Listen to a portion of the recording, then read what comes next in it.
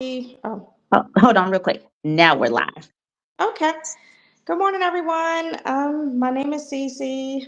I am a friend of Ashley's. I've been knowing Ashley for a while. We met via Facebook, and like most people, you become friends in real life, and I'm very thankful to know her. I'm very proud of her platform, Bourbon Bougie. She's doing a lot of wonderful work for women, and I'm honored that she asked me to come to be part of her show. So we can get started. All right, cool. So, like Cece said, she and I have been Facebook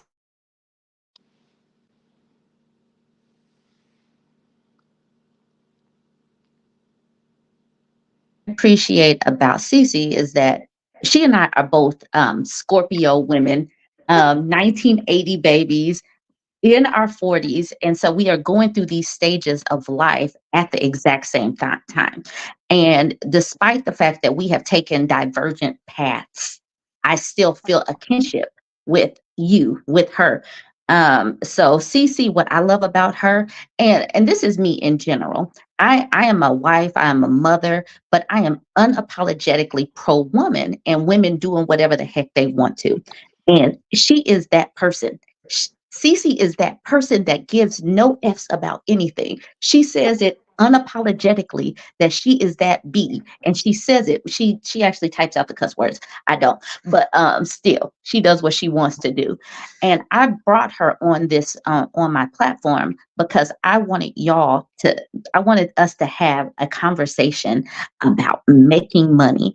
I want us to talk about financial freedom, like being healthy, skincare routines, because we know that yours is popping. Let's have a conversation. But if you don't mind, uh, before we get started, I would like to plug my book, Ashy Men Will Make You Fat. Now, this book is still relevant kind of to what you talk about because it's all financial planning is family planning. It's finances goes along with everything. Talking about money and men at the same time. Sometimes it doesn't even go together. So if you want to, you can check out my book, Ashy Men Will Make You Fat, bourbonbougieshop.com. Now, I'm gonna throw it to you. Um, girl, girl. This whole MBK Williams, I told you we're going to talk about that. I told you we're going to talk about some other things, but this still kind of matches talking about going to college to get your MRS degree. I know you have some feelings. I'll say this. I think that ages 17 to 22, or let's just be generous, 17 to 25, you have so much growth during that time. And I think in this American culture, we should not advocate for anybody to think about getting a mate that young. There's still a lot of growth and development that's going on because in our culture, we have to admit we have an extended adolescence regardless of race, whether it's white, whether it's black, whether it's Asian, Middle Eastern, something about American culture, we value youth way too much to throw our young people to the wolves. There's nothing wrong with it getting an MRS degree, not at all. However, I would reserve it for the graduate school level, for the professional school level. If you're going to graduate school for XYZ degree to further your career, you can find a mate in graduate school. If you're going to professional school, medical school, dental school, law school, just wait because usually those age, of course, you're beyond undergraduate age, which is that 22 to 25 range when you're leaving. You're pretty clear for the most part what career you want to be in. You'll meet men who are serious about what careers they want to be in. So I think that graduate school would be the logical step for that. Now, graduate school is hard. I attended graduate school, but there's a lot of camaraderie that you can make in graduate school. And so I think undergraduate level, nobody should be shopping for an MRS degree or a husband degree or whatever you want to call it. No, And wholeheartedly not. and we're being real right here. Like the numbers, we're pragmatic. The numbers are not even there. And I agree. I talk about the whole thing that where we need to be finding ourselves. Like right after college, I moved to a different state. Try out different states. What do you really want to do? The Right. degree that I have a degree, people might not know this. I have a business degree with a major in accounting. an accounting degree. I didn't use it. I didn't want to use it. It's like, so you're still finding yourself right out of college. What you wanted at 22 is might be, even though it's a short distance from 22 to 26, but you could very easily be a completely different person. And so I believe that it is completely I don't believe that it is wise to tell Mhm. people to push to get married that young. And what Not about the dude? And what about the dudes? You have been around successful men. yes. Are they pushing? Are they clamoring to get married in their early 20s? No, no, not at all. The majority of men who I have as friends, men who I've dated, and I've been in a relationship for a long time. I'm partnered. And so the men who I've dated physicians, I've dated attorneys, I've dated law school students, I've dated school students. They weren't ready to get married until after they got that professional degree. And believe it or not, some people actually do meet people in professional school. So, I would recommend that or graduate school. So I think that, just put the brakes on that because when I think about it, I was 17 when I went off to school. We have late birthdays. So, Right. you're born October 1980, I'm born November 1980, you're 17. Wrong time to be thinking about that. Just enjoy college, figure out what you want to do, figure out your major, figure out what you want to go to grad school for, or if you want to go into entrepreneurship, or if you just want to go off to working for somebody, or if you want your MRS degree, do it after that. Don't do it while you're in undergrad. This is like bad advice, in my opinion. Yeah, and one thing that I love about you is how unapologetic you are. But one thing that I'm seeing is what is going on with this push to like get us paired off, as if there's not a like there seems to be a divergence right now where women are saying, no, I don't want to be married, I don't want kids, I am perfectly fine with being single. And I just feel like the powers that be or somebody is clamoring like we have got to put these black women back in line, because if we go off of the plantation, you know, uh, hypothetically speaking or whatever, then that's going to bring a lot of awareness because we have been the solid backbone of the Black community for a long time. So I'm just like with Ayanla talking to Ebony K. William about the bus driver. Then we got Tyler Perry, a billionaire, talking about getting a man that pays the light bill. And now we got Ebony coming back and saying, just get you a man, get you a husband while you're in college. I just feel like there's some kind of push to make us sit our butts down. Most definitely. I think that, people see the divergence happening. People aren't stupid. I mean, the running joke is about the single rich auntie or, the black woman by herself with a bunch of cats, or even a woman in general, because white women are going through these issues too. People see, mainly men and also women, see the divergence growing. So if you have women who, are doing the thing or becoming content with themselves and with each other, hanging out, what does this mean for men? Patriarchy is still the rule of the game. And I say that because a lot of women actually do want patriarchy. That's the silent thing of it. Most women don't want to admit that. So if women are leaving and people want patriarchy, you have to like protect this son, protect this man at all costs. And of course, with patriarchy, it is at our expense. So this is what it is. They don't care how many degrees you have. They don't care how accomplished you have. They don't care. They just want you to prop that man up. Yeah, and I speak from the stance of a married woman, but I am like, why, I just wish that when some of us get married, we didn't start acting brand new, like my husband. It's like, ugh, the way the way marriages might break up, especially you start coming online with my husband.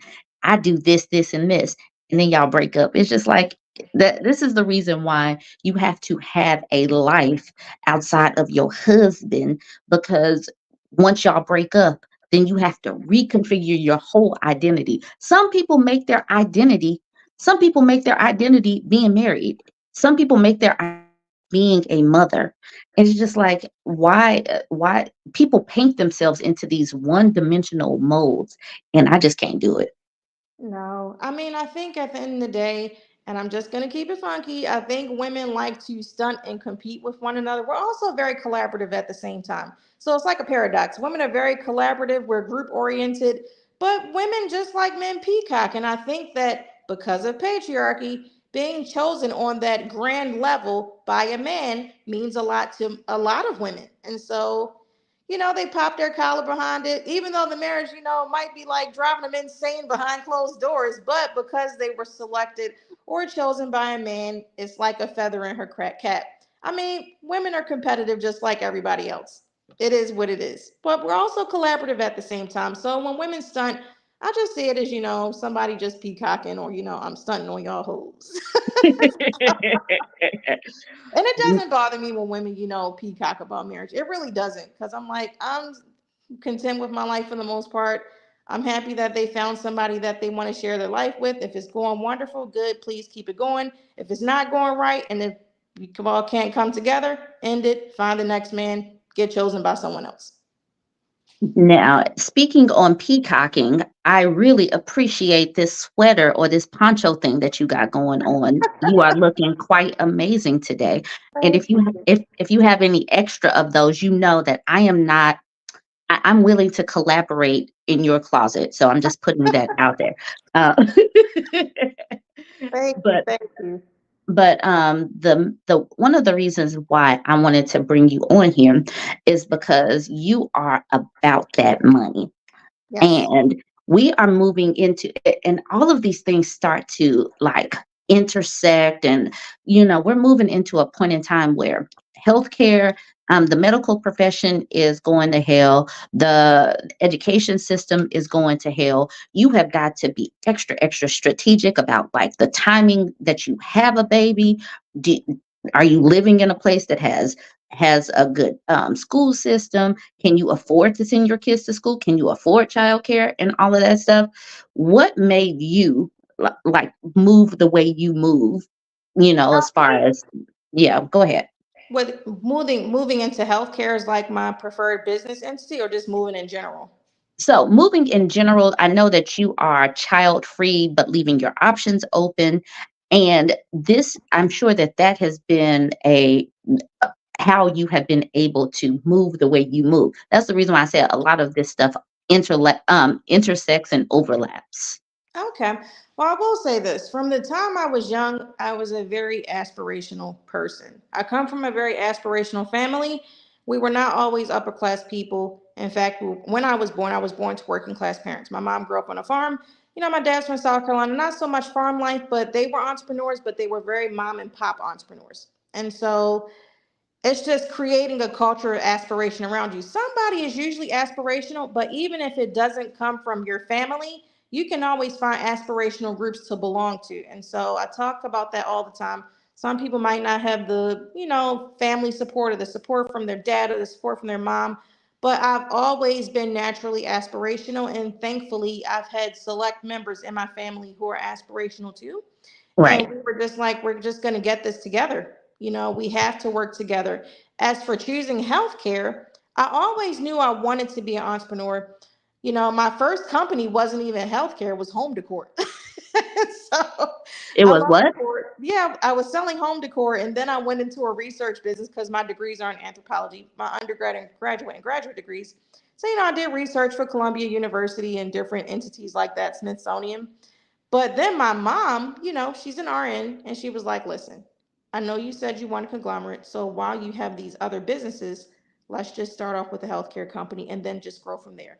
So we started with a home care company first, and then we started with the physical therapy, occupational therapy, and speech therapy company second. Then we started with adult daycare. We own two adult daycares now. Well, I'm the sole owner of all the companies. And then we moved on to starting a behavioral health company. So we just built brick by brick by brick. And thankfully, believe it or not, the community has been a great support. I will say foundational Black Americans have helped me so much. And even, foreign Blacks, people or children of foreign Blacks, they've also helped me too. But foundational Black Americans have been a very integral part of my success, which is why I have no complaints about them concerning that. Chef's kiss. Amazing help. I'm very proud of my people for that. Amazing. So one thing, something else that I do like that you talk about, and I know that it becomes touchy, is the professionalism at work, the professionalism when people are running their so-called businesses or business. And Well, so, and when I told you that we were having a conversation, this is mhm. not a job interview. You know that this. I want you to talk how you really be talking. You I'm gonna keep it 100. I think that a lot of times we kind of miscount the discipline that goes into, running top tier businesses. I have known people who will open late and close early. And I'm like, are you kidding me? Please stop. People running out of stuff. I'm like, you know that you need to keep inventory. You've had this inventory for a while. Why aren't you keeping stricter inventory? Oh, well, I tasked that out to such and such, and they were on their phone and they did this. No, no, you can't be afraid to spend the money for softwares. You can't be afraid to, even if you have to put like a minder in your phone. Everybody has a smartphone. Please stop playing with me. Put a right, minder in your phone, check inventory, get people paid on time. It's just, to me, I think that it's a bit of defiance in it because people don't want to be told what to do, not even by themselves. And I think that's the unfortunate part. And it's like I tell people all the time, to be an entrepreneur is to be a servant. You can be a well paid servant, but a servant you are. And so if you aren't serving the community, your business is going to die. And then you want to blame the community for not serving, but you weren't serving. I right. mean, you have to pick it. So, yes, I think that a lot of times with Black owned businesses, I think we do have a discipline problem. And it's just Yeah, like little small stuff. It's like, this doesn't even make sense. Why are you being defiant when it comes to this? I don't understand. So I think it's a learning yeah. process, and people just have to, learn to discipline themselves in their entrepreneurship because there will be boring and there will be stressful times. And then when you talk about discipline, some of the things require a bit of coachability. Mhm. And when you bring stuff up, like, you guys need to dress a certain way, you need to speak a certain way, then sometimes folks get defensive. Like, Oh, yeah. the- I mean, we've had some people, mind you, we're a healthcare company. Why are you wearing ripped jeans in here? Please stop playing. Go home. right, I mean, I've I- had people try to come in athletic attire. Mind you, the business side, you don't have to wear scrubs. Now, healthcare professionals, they wear scrubs. But if you're on the administrative side or the management side, do not wear ripped jeans to work. Do not wear a yoga outfit to work or some type of athletic attire. I think a lot of times it comes from this little thing in our culture where we say keeping it real, keeping it 100, keeping it a buck. And to me, it's basically, I just want to be emotionally undisciplined. It all boils back to discipline for whatever reason, because discipline doesn't feel good. This whole keeping it real culture, keeping it 100, keeping it a buck, stems back to a lack of emotional discipline. And so I think everything good that we want on the other side is on the other side of discipline. Definitely. But a lot of yeah. people, they don't want to be teachable. They just want to emote and they just want to feel. And I can understand that, but you can't get anywhere like that. And then people wonder why they get the same results because, they just don't want to, regulate themselves. And folks don't understand the foundation. They see this woman, you looking good, you're successful, but they don't see the work that goes in the background. Even me with my content creation, I come on, I create a product, but it takes reading, it takes, creativity, thinking about what you're going to put out. It takes planning. A lot of this stuff takes planning. And so many people think because they can fry some chicken, because they know how to create a fitness workout for somebody, because they look good in their fitness, they think that they could do it. But this is and a lot of us undervaluing education is biting them in the butt as far as grammar, knowing how to talk to people, knowing the certain things to wear for whatever. I think a lot of this is the lack of education, and then people just being extra resistant to grammar. We could speak our slang on YouTube. We can speak our slang when we go to brunch, but then you have to turn on that extra perky voice or that extra when you go to work. And some people are not willing to do that. Do I you mean, notice? Huh? Keeping it real culture will basically permeate every aspect of your life, top to bottom. People think they can turn it on and off, but it doesn't work like that because it's a culture. So when you have this culture, whether it's the bottom, whether it's the top, it's going to follow you wherever you go. You basically have to, kill off that aspect. We have to kill off that aspect of our culture. There's a time and place to be frank, to have candor, to keep it funky. But every day, all day, no, nobody deserves that. Nobody deserves you emoting. Nobody deserves you basically bringing their company down because that's how you feel. It's like my great grandmother told me: if you're gonna work for a man, work for him. You know what you signed up for. The man's not abusing you. None of that. Just comply. Do what you have to do for the deal that you made for the wages paid, and go your own way, and then keep it real. But this culture that we have, I do not think that keeping it real culture has served us in any type of way. Right. Not at all. But then, I think a lot of us are, we stick to the people that make us feel better. So Oh, these keeping it real people just commiserate with the other keeping it real people. And then you got people like us, like, but your butt was hanging out at work. What do you, mhm. And then they like, that's just respectability politics. oh yeah, I think also too. And the thing is, I think that we as Black people, especially Black American people, I don't see this with Black immigrants a lot. Africans, Caribbean people, some Caribbean people, they go either way. But I think that Black Americans have a strong aversion to class. We love to pretend that class does not exist. We want to pretend that everybody is the same. Everybody is not the same. And we want to pretend that Black culture is all this working class or lower class ethic. No. And so those upper class people, they're just going to be quiet because they don't want any smoke. So they're just going to be like, oh, they'll encourage foolishness, but do they do it? You'll notice that upper class Black people, oh, it's okay, have that third, fourth, fifth kid. You can do this and you can make it. But they didn't even have a kid out of wedlock. In fact, they went to law school, they went to med school, they went to everybody's school, got married, had kids, made sure their money was in place. But they will encourage you to make decisions that they know they would never make. And I'm like, are Right. you kidding me? Why are you encouraging this? But it's mainly because they don't want any smoke. They're concerned Right. about feelings because we are an emoting people.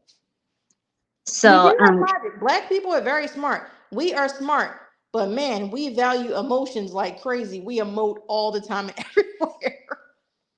So, Gardens and Flowers has a comment up saying discipline is a skill. All of us need to consistently work on it. I'm focused on growing that skill now because I have goals I'm trying to accomplish. And this, you know, and the whole emotion thing going along with discipline thing. It sometimes people just like you get in the traffic, you're stressed, and now you don't want to go to the gym. You get into an argument with your loved one, and now you don't feel like going to work. A lot of times people use their feel as a reason to not do something that they don't want to do instead of just making the decision to do it. And that this whole discipline thing, before I started content creation, I was just strictly a stay-at-home mom. And even still, I would wake up at a certain time. I would work out. I would read. I'm still like on a schedule because if I'm going to continue to, create a brain, the brain that I want, the education that I want to be able to emote, I mean, not emote, to reflect for my kids because we're also homeschooling, you got to have some level of discipline in no matter what you do. You have to do that. And so many of us want to allow feelings, stressors to take over. Oh yeah, most definitely. I think a lot of times, because we feel as though we've gotten a raw deal in this country, and we actually have. People just want to try to get back or take whatever little piece of freedom that they can have. And so I think a lot of times with Black people, especially Black people who are working class, lower class, and even underclass backgrounds, part of emoting is part of that. Part of that is their freedom. People really need something to work for. And if they can't see it, they're not going to do what it takes. And I think because, they have this background, okay, I'm underclass, lower class, working class, maybe I'm middle class. I'm fine with this. I got this far. And so they wonder why they start hitting these brick walls. And it's, because they won't change. And so I have a comment right here from Date Like a Woman, which is my girl. Kai says this is a difficult subject because appropriateness is often dripped in white And supremacy. I will tell you this, people conflate class and race all the time. They conflate it so much. My background's an anthropologist, so thankfully I don't conflate class and race like that. But people say, and black people did this and blah, blah, blah. And I will be like, no, upper class people do this, middle class people do this, lower class people do this, underclass black people do this. Everybody, every class has its value. I tell people all the time, class is not race.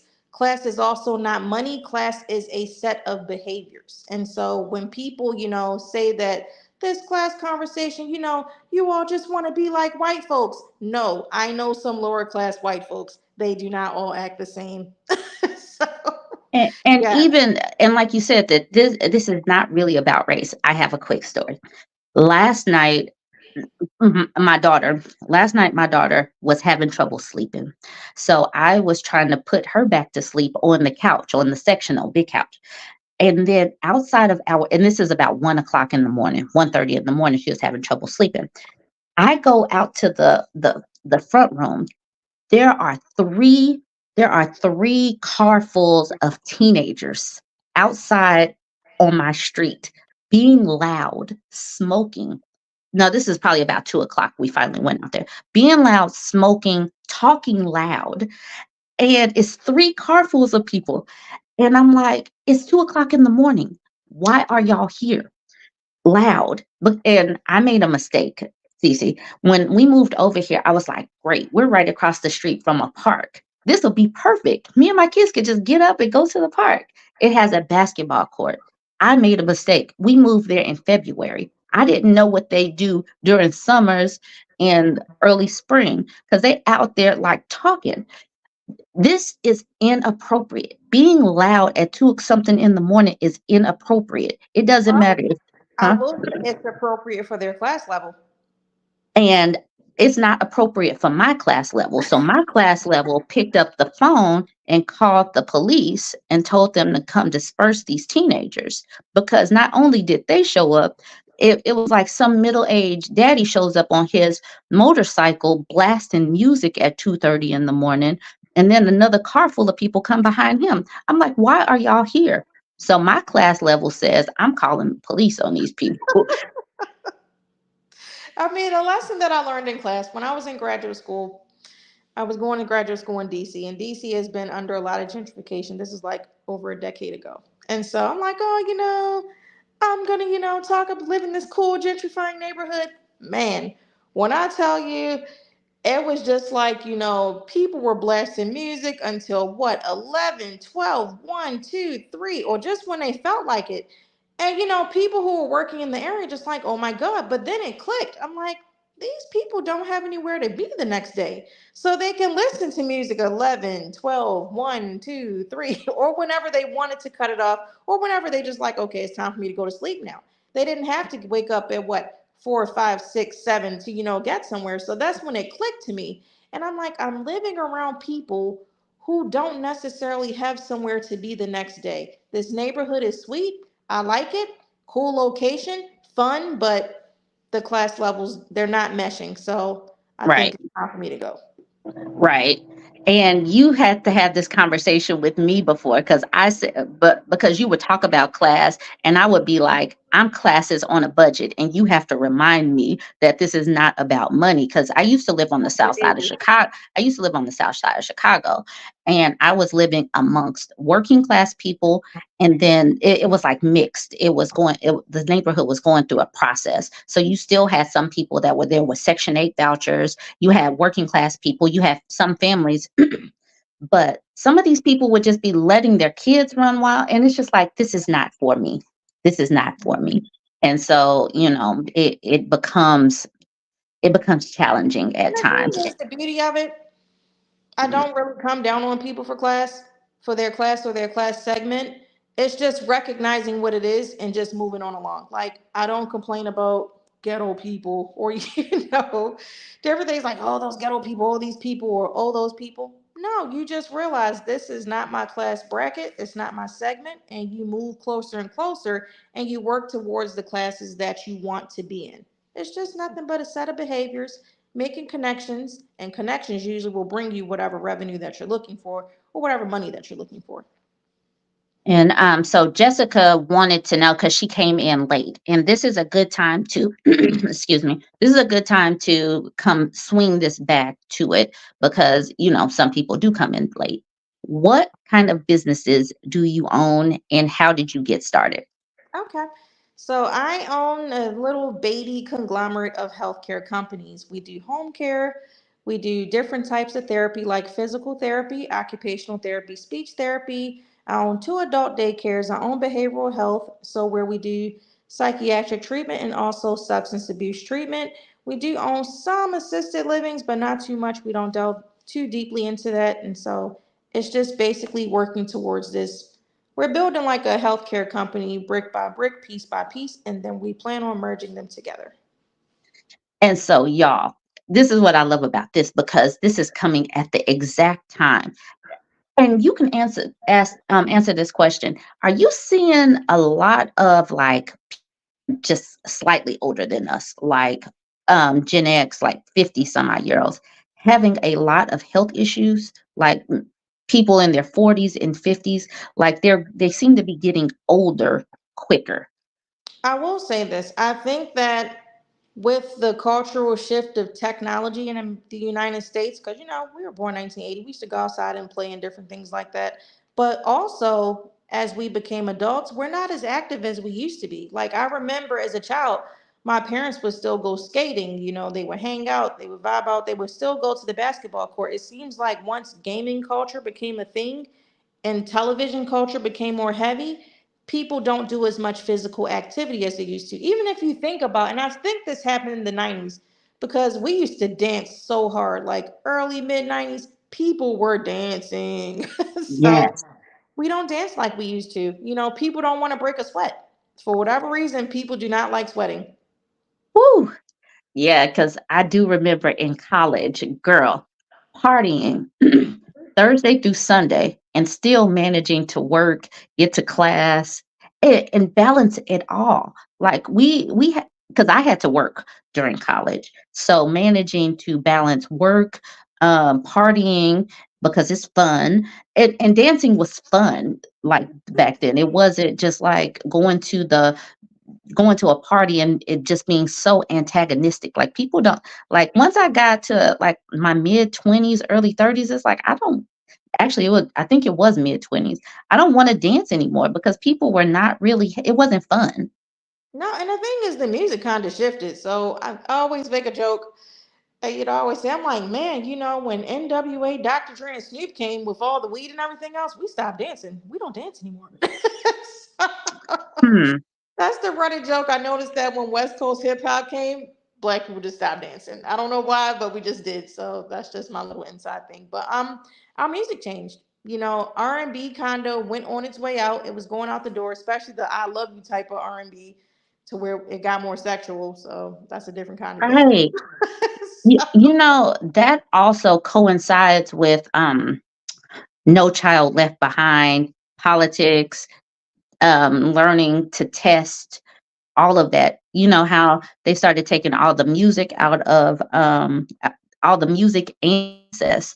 So we have a whole generation that just doesn't know how to sing because we don't have music. They don't do it in school anymore. And many of us are pulling out of the church. That could be a whole nother conversation. Both of us Oh are yeah. not but yeah, the whole we don't dance anymore. And then with the uptick of the NWAs and Snoop and all that, the misogyny started going up, up, up. I will So say, I believe that, in my opinion, I believe that Black American culture, if we talk about collectives, with our entertainment culture, we've been on a downward spiral since the 70s. And people, like to don't want to believe or face that your entertainment matters, that the parents should be the role models, XYZ, blah, blah, blah. But your entertainment and your choice of entertainment does matter. Now, don't get me wrong. I do listen to ratchet music, or, some of it's even violent. But, with me, it's because I came along with that age, and, I'm pretty set with who I am now. But I will say, I have seen some people, or I've been some places where it was just vibing out, real chill. That Lord John came on, and it turned into a brawl up in there, like MOP, Oh, Mad Dog oh, Posse. Yeah, I mean, it was like a spirit just came over. oh, because when It I drove hear Little everybody John, crazy. it's just like, Yeah. Like, move, get out the way, or, I ain't never scared. so, so I think the spirit of that came in. And I think a lot of times we really don't want to give weight to our entertainment and entertainment choices. But I honestly think that C. Dolores Tucker had it right. And she whew. was right. The level of misogyny just became off the charts. And I think it started with that whole black exploitation era, and it just spun out of control. And, part of it was always interesting me growing up in, the East Coast. We were listening to self-destruction, you're heading for self-destruction, or different types of positive rap. The only people who were really violent back then was like what, Cool G Rap and different people like that. But so it was more of a positive thing. But then with the element of like Dre, NWA, Snoop, calling women hoochies, I never heard that word before. The misogyny came in, and it's like it just went worse, worse, and worse. It just became awful. And I think that part of it with this misogyny, a lot of people, that element brought pimping back in, like it was just the greatest thing to ever hit the black community. And I'm like, are you Yeah, kidding me? This was not right. the greatest thing to hit the black community. I mean, it's predatory, you're preying upon women, many different things. So I think that because our entertainment, we really don't want to face it, but the entertainment is too much.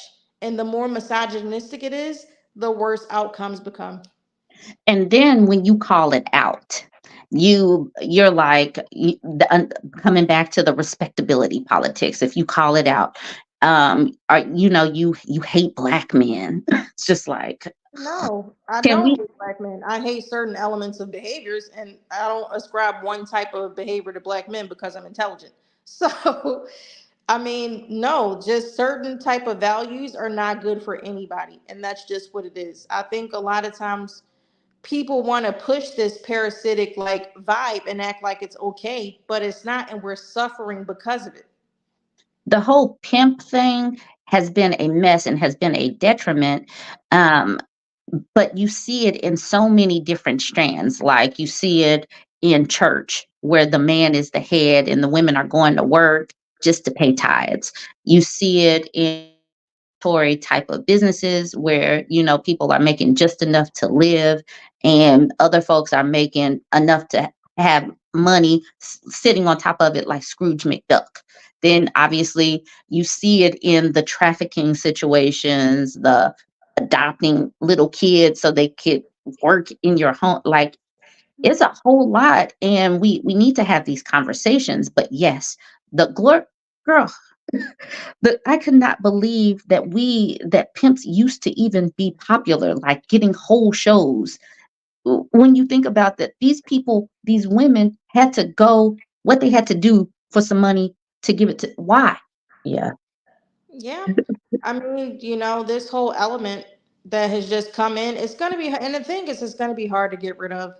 Like, whenever you bring in, like, just certain elements like that, that spirit is just incredibly hard to get rid of. It can be done, but it takes such a concerted and collective effort to get to it, to where the majority of people have to be on board and say, this is not serving us, enough is enough. And I'm waiting for that Yeah. moment. And I'm actually pretty positive that it will come, because a lot of people are actually starting to get tired, believe it or not. I can Like, believe even men it. are starting to get tired of violence. Like, yo, this is just too much for me. I can't handle it. So Kai says classism and racism intersect. It's not a coincidence that classiness is often associated with whiteness. I, you know, I being growing up around black people, because where I'm from in Oklahoma, we had a pocket of black people, even though Oklahoma is majority white. And we were classy, or you saw classy women even in your own pockets that didn't really have very much to do with whiteness.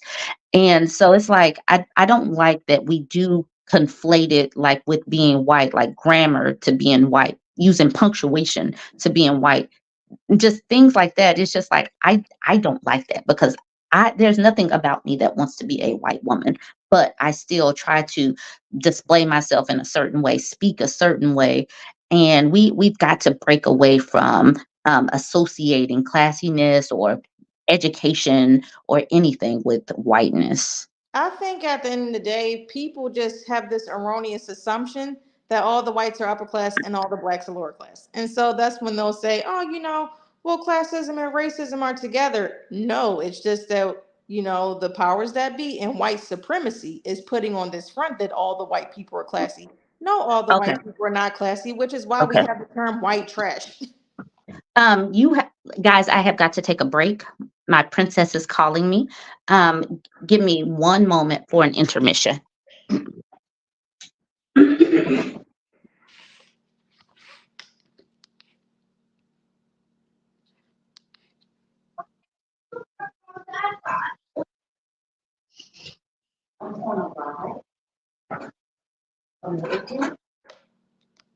I'm gonna wrap it up. Okay. Why did you put further on that side? Because you were on the other side. Okay, so you want to say hi to the camera before you lay back down? Okay, so this is my princess. I should have put on headphones before I started up this live, because I told y'all we went to bed on the couch because we were having a hard time.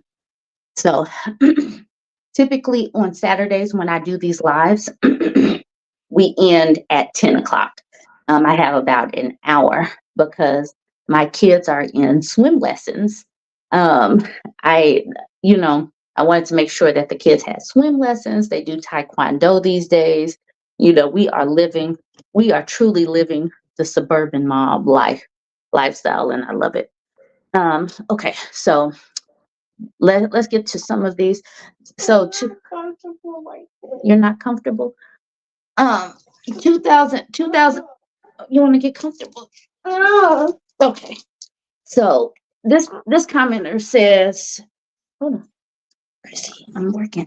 This commenter says, I haven't listened to Black radio stations for 25 years for this very reason. I also don't watch programming targeted at Black people. And I can understand, because sometimes I turn on the local urban station and it's just like scratching the chalkboard. Like it's it's terrible. Like music these days is just terrible. Oh, so you can I don't know. Hold on. The whole mommy thing comes into play, y'all. I'm sorry. We can't really just stop doing this whole mom situation just because I gotta work from home. So I'm going to, yes, thank you, Kai. Babies always come first. Well, I will say this about the urban thing. I think part of the element of black culture is that whole I am my brother's keeper. I'm not leaving anybody behind. I really do think that upper class black people, middle class black people, and even lower class black people, we are all afraid to leave each other behind. So even if things are detrimental in our community, we let a lot of things slide because we're just so afraid of leaving each other behind. We're so afraid, like so incredibly afraid. And I think that's like part of the vestiges or the holdovers of being enslaved peoples. You needed everybody that you can get. But we're not there anymore. It is okay to leave certain elements of people behind if you feel as though it's not working out for you. You all can't come to any type of agreement. A lot of black people often push back on me with that. They want us to all be together, but I don't think it's feasible nor reasonable. And it's not feasible because they're not working towards the same things that we're working towards. Like those kids that were outside of the apartment yesterday being so loud that my child didn't get enough sleep.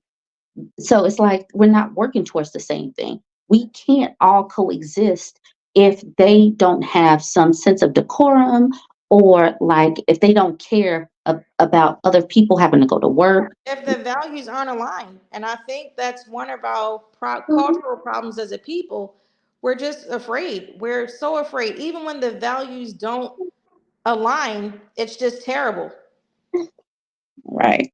And it makes everybody unhappy on some level. Like, we all love each other, but people are like actually being hurt, they're being offended, and people are unhappy about it. Yeah. Because it's like you're trying to mesh everybody into the same category, which is why every time I hear it, I always bust it up. Stop conflating race and class. Um, Especially since class is becoming king again. Now, we do still have race, and race is still a thing in this society. But if a person watch the news, they see that a lot of people are dying deaths of despair, and it ain't necessarily black people. So, yep. that shift is happening where class is superseding race. And I think, I wouldn't say that's a good or a bad thing. I'll just say that it is what it is. So the days of conflating class and race are coming to an end. Because, like I said, I know a lot of low class white people, and they are not doing well. They're Yeah. dying deaths of despair, what they call deaths of despair. Things are just falling out to where class is just taking over. That the whole deaths of despair thing is crazy because and you know what this is. They were promised a certain amount of things, a certain level in society, and now when we can all actually compete, when some of these barriers started falling away, they're not competing the exact same. Their mediocrity is shining through because we didn't have the opportunity to be mediocre. If we wanted to be successful, we had to strive. So once the barriers started pulling away, and then they had to actually compete, and then they started getting exposed, they have to what is it, medicate in some kind of way, or they take themselves out. Well, I think that any group of people that are in pain are going to self medicate. So, growing up in Baltimore, we had a lot of black people on opiates, on crack, different things. It's just the responses to it are different. And at the end of the day, I don't get mad at white people for loving white people more. You know, am I that type of way? No, but I don't get mad at them about it. Self preservation is the first rule, so some people say. But I will say this. I think that in terms of that, people of color have never been white people's problem, and that would be whether it's Asian people, black people, Middle Eastern people, any other people who are non-white people. I think at the end of the day, the people who own the companies and decided to offshore weren't thinking about race first. They were thinking about a dollar first. And Right. so whatever little scraps are left, everybody has to compete now. And it should have been that way from the beginning, not with scraps left over, but everybody should have competed the same. But I can't necessarily get mad at a group for setting it up in another group's favor. However, this is where it gets tricky, the doublespeak. You say Okay. that you're for freedom and equality for everybody, but yet a certain group was getting it. Okay, so since I have to do a hard stop at 9, you got a couple of questions, and I want you to end it in a certain way. Okay. Um, Gardens and Flowers wanted to know how you went from anthropology to owning a medical related business. But then also Jessica Jess wanted to know, can you drop some tips on how to start some things and some of the things that you have learned along the way? Okay. So how I got started in healthcare is my mom's an RN. And so she decided she's always been very entrepreneurial. She had a business before me. And so she was like, I know you want more businesses. I'm kind of ready to retire. So let's just start a bunch of healthcare companies. So contrary to what most people want to believe, I'm not a self-made person. I'm a family-made person. And so my family, like I stated earlier in the video, we're working class people. My mom, had me when she was 20. She was married to my dad, got married young, and she just worked her way up from being working class to middle class to upper middle class. And now basically we're just probably like entry level wealth. I wouldn't say that I don't consider myself rich. I think I'm regular, but according to the government, I'm probably not. So yeah, so that was the how we got started. One RN degree. It's amazing how I tell black people all the time, because I would love for black people to create a block in healthcare. All these RNs we have in our community, one RN degree can change the trajectory in the course of your family if you basically put it in entrepreneurship. And so I hope that helped. Right. Some things I learned about along my journey, you can't be afraid to change. If you find a business is not working for you or it's depleting you, let it go. You don't have anything to prove. You're just trying to win. Like you just basically are put here to win however you see fit, as long as it's ethical, legal, according to your standards. You don't have to like drown out and flame out because a business is not working. And that's not to say give up early, but don't let it deplete you down to nothing, because nothing is worth that. So that would be some of the things I learned along the way. And so people don't understand, like, my education, our education is is an investment, but it's not just an investment in me. It's not just an investment in the person that got it. It's an investment in our children. So my investment in my college education is not for me. It is for my kids, because I have the knowledge of whatever I learned and could pour it into my kids. And because of that, I believe that my situation is kind of like what your parents did for you, and how I'm trying to pour into my kids, because we are, we're a working family, and hopefully by what we invested in ourselves, we can invest that into our kids. And so we have to look at these things as a long game. We got to look at it. I like what you said about family made, because that's what you have to. You can't think about the money, the loans that you take out. Obviously, you have to take out smart loans, but it's for something else. It's for something bigger. In your case, it's for the businesses that you make, the people that you're going to be able to bring up alongside of you. And we just have to think a little bit bigger and not be so scared of debt, so scared of the education process and all of that good stuff. Oh yeah, definitely. It's a lot of responsibility, but it's the beauty in it too. It's a lot of work, a lot of accountability, but when you come out on the other side and you see what you built and created, many times you'll often be happy. You'll look back and you're like, man, I really did that. I will say part of my goals, and because I do believe on the other side, I'm a pretty spiritual person, is to look back, and I know they don't have time on the other side how we have it, just to like build a company that will last at least 100 years after I'm gone. That's one of my, Yes. and then Uh, that means, to me, that means setting up systems, being, knowing when to pivot, not necessarily hiring family because they're family. So what? Just because, they're my relatives or we share DNA does not mean they have my business acumen. So I have to bring in professionals that can actually run it. And so not being afraid to hire non-family members to come in and work at higher levels, because you right. do have people who are business professionals and that's what they want to do with their lives. They want to, drive companies. So I have a request. Someone wants to know if we can chit chat again a Sure, different day. definitely. You guys, I have this woman in my cell phone. We don't talk as much. She's busy. I'm busy, but I will see if I can reconnect. And so I'm sure something is going to pop off to where it'll be a dovetail into a conversation. Definitely. Definitely. So, y'all, I have got to do mom duty. She is wiggle worming, and it's almost at my time frame anyway. So I'm going to end it here. I appreciate all of the eyeballs that stuck and stayed. The live will stay up, so you guys can share it. We got to continue to have these conversations, because we have building to do in our communities, and we have the talent to do it. All Okay, right. Chrissy, you want to say goodbye to the camera? No. Okay. She's tired. She's tired. We might actually skip swim lesson today because she's so tired. But All all right, y'all. I am going to go ahead and end it there. Thank you so much, CeCe. right. Thank you, ladies, for tuning in. Hopefully, I've been a help. All right, I'm gonna go ahead and end it.